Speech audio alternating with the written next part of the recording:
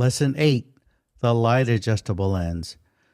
We've been using the light adjustable lens now for several years, and it has not aged very well in my hands, in my experience.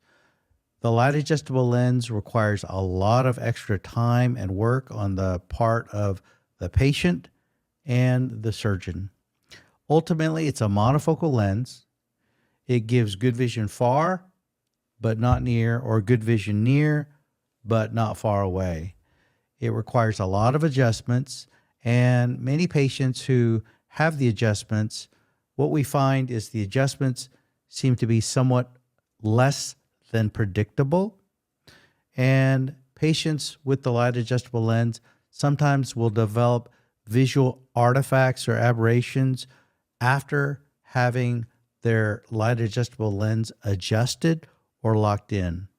Because the light adjustable lens is a monofocal, requires a lot of post-op visits over a 2 to 3 month period of time.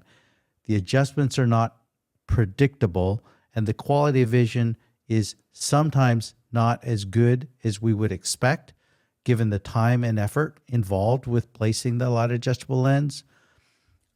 I rarely use the light adjustable lens today.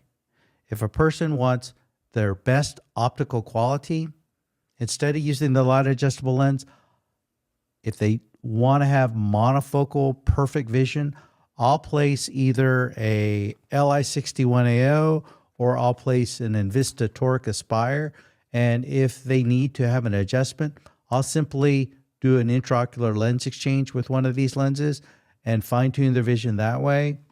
And they'll end up, in all likelihood, with as good, if not better vision, with less time and effort than they would with the light adjustable lens. That's been my experience.